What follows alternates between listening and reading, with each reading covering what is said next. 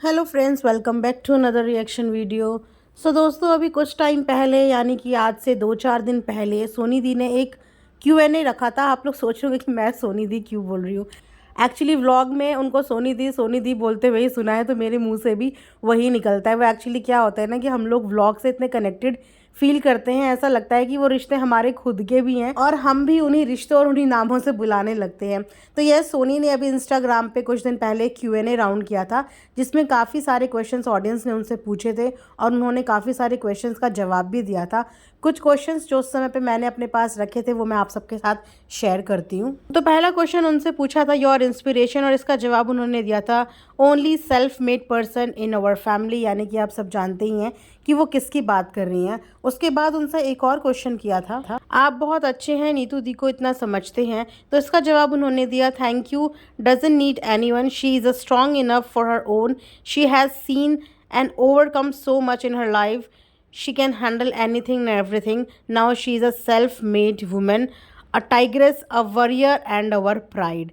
तो इन सब क्वेश्चन का जवाब दिया था सोनी ने अपने इंस्टाग्राम अकाउंट पे, जिसमें उन्होंने हर जगह पे नीतू की बहुत ज़्यादा तारीफ़ की, उनको मोटिवेट किया। और इसमें उन्होंने तारीफ़ नहीं की, ये उन्होंने रियलिटी बताई है, जो रियलिटी परिवार के हर सदस्य को पता है, इर्द गिर्द नियर डियर सबको ये चीज़ पता है कि यस, नीतू ने अपनी लाइफ में बहुत कुछ देखा है और बहुत कुछ किया है, वो भी अपने खुद के बलबूते पे। और इसी चीज़ को सोनी ने भी प्रेज़ किया। और आप लोग जानते ही हैं कि शुरू से ही, स्टार्टिंग से ही हमने व्लॉग में देखा है कि इन दोनों का आपस में कितना गहरा कनेक्शन है, कितना ज़्यादा प्यार एक दूसरे के बीच में है। एक बॉन्ड नज़र आता है, शायद ये बॉन्ड सगी बहनों के बीच में भी नहीं है, जो बॉन्ड इन भाभी ननद के रिश्ते में देखने को मिलता है। उस बॉन्ड में हमेशा जब जब नीतू को ज़रूरत पड़ी है तब तब सोनी हमेशा उनके साथ खड़ी मिली हैं।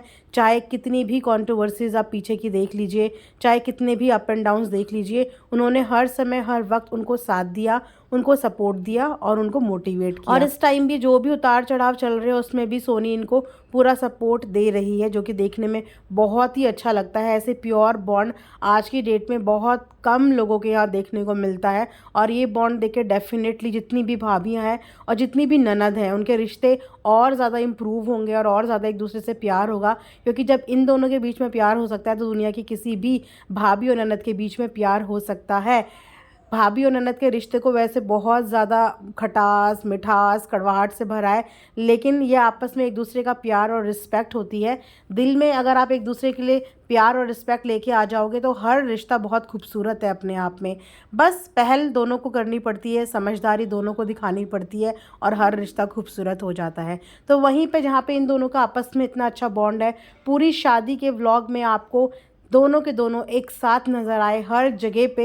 ये मानिए कि एक दूसरे की परछाई की तरह, जहाँ सोनी वहाँ नीतू, जहाँ नीतू वहाँ सोनी, दोनों के दोनों देखने को मिली। और सच बताओ तो दोनों बहुत ही ज़्यादा सुंदर भी लग रहे थे। इनकी सिंप्लिसिटी ही इनकी पहचान है और सोनी दीदी हमेशा सिंपल ही रहती हैं और वो सिंपल में ही बहुत खूबसूरत और प्यारी लगती हैं।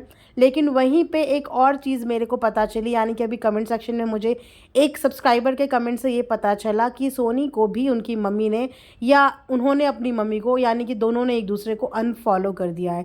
तो ये सुन के मुझे अगेन बहुत ही स्ट्रेंज लगा कि एक्चुअली में ये फॉलो अनफॉलो का चक्कर चल क्या रहा है। मतलब बैक टू बैक फैमिली के लोग एक दूसरे को फॉलो अनफॉलो क्यों कर रहे हैं, ऐसा क्या मैटर हो गया।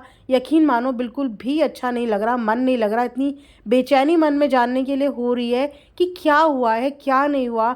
ऐसा तो नहीं कि बात बहुत ज़्यादा बढ़ गई हो, ऐसा क्या हो गया। मतलब सबके लिए परेशानी का ये मुद्दा बना हुआ है कि चलो बेटा बहू तो थे, लेकिन अब बेटी भी अनफॉलो अपनी माँ को कर चुकी हैं या माँ बेटी को कर चुकी हैं। यकीन मानो ये सब चीज़ें ना, मैं सब बिल्कुल भी डाइजेस्ट नहीं हो रहा है और घबराहट हो रही है इन चीज़ों से। आने वाले टाइम पे कुछ गलत ना हो जाए, कुछ ऐसा ना हो जाए जिसकी वजह से सबको नुकसान हो जाए। तो प्लीज़ अगर ऐसा कुछ है तो मैं यही रिक्वेस्ट करूँगी कि आके ऑडियंस को क्लियर करो, बिकॉज ऑडियंस बहुत ज़्यादा वरिड है। दोनों ही साइड की ऑडियंस बहुत ज़्यादा वरिड है। और जब जब इस फैमिली के बीच में कंट्रोवर्सी हुई है तब तब ऑडियंस हमेशा दो हिस्सों में बट गई है, दो हिस्सों में, जो कि अच्छा नहीं लगता। बिकॉज एक ही परिवार है और एक के लिए बुरा बोलो वो भी सुना समझ में नहीं आता, दूसरे के लिए बुरा बोलो वो भी समझ में नहीं आता। एक अजीब ही कश्मकश में सब डूब जाते हैं और माहौल इतना ज़्यादा नेगेटिव हो जाता है कि संभले नहीं संभलता। तो प्लीज़ अगर ऐसा कुछ हुआ है तो अपनी ऑडियंस को क्लियर शेयर करो। और अगर हो सकता है, सब कुछ हो सकता है, देखो पॉसिबल सब कुछ है, अगर इंसान करने पे आए तो वो सब कुछ कर सकता है। तो अगर हो सकता है तो प्लीज़, अगर कुछ चल रहा है तो उसे सॉर्ट आउट करो। लेकिन ऑडियंस इस तरीके से आप लोगों को बिल्कुल भी देख नहीं पा रही है, बिल्कुल भी नहीं देख पा रही है। हर एक सब्सक्राइबर अपने अपने कंटेंट क्रिएटर के लिए आवाज़ उठा रहा है, बोल रहा है, परेशान हो रहा है, कोई नेगेटिव बोल रहा है, कोई पॉजिटिव बोल रहा है, अलग ही मैस्ड अप मचा हुआ है। कमेंट सेक्शन खोल के देखो तो वहाँ पे सबके कमेंट सेक्शन पे नेगेटिव नेगेटिव कमेंट्स आ रहे हैं। इंस्टाग्राम पे मतलब account section, comment section of करने तक की नौबत आ गई है। तो ये सब चीज़ें अच्छी नहीं लगती। अगर आपके एंड पे आप लोग कुछ भी कर सकते हो तो प्लीज़ कुछ भी करो, इस हेट को ख़त्म करो। थोड़ा सा अपनी अपनी ऑडियंस को समझाओ कि इस तरीके की हेट्रेट ना फैलाएं, इस तरीके की नेगेटिविटी ना फैलाएं, क्योंकि ये किसी की भी मेंटल हेल्थ के लिए अच्छा नहीं है। चाहे वो यहाँ वाले हों, चाहे वो वहाँ वाले हों, लेकिन किसी की भी मेंटल हेल्थ के लिए ये अच्छा नहीं है। बिकॉज ऑडियंस आप लोगों से इतनी कनेक्टेड है और इतना प्यार करती है कि वो आपके एक एक एक्शन और एक एक मूव को गहराई से देख रही है, व्लॉग के एक एक हिस्से को देख रही है, एक एक चीज़ एनालाइज कर रही है, सोच रही है, समझ रही है, आप लोगों की हर एक्शन को मॉनिटर कर रही है। मतलब इतना प्यार ऑडियंस करती है कि एक एक चीज़ देख रही है और उन चीज़ों के बारे में सोच रही है, विचार कर रही है, और मल्टीपल तरीके के थॉट्स उनके भी माइंड में क्रिएट हो रहे हैं दोनों को लेके। तो इस तरीके के थॉट्स कब नेगेटिविटी में चेंज हो जाए ना, वो पता भी नहीं चलता। तो इसलिए क्लैरिटी देनी बातों पे ज़रूरी हो जाती है, वरना नेगेटिव नेगेटिव नेगेटिव इतना नेगेटिव हो जाएगा कि फिर इस चीज़ को पॉजिटिव में कन्वर्ट करना बहुत ही इम्पॉसिबल हो जाएगा।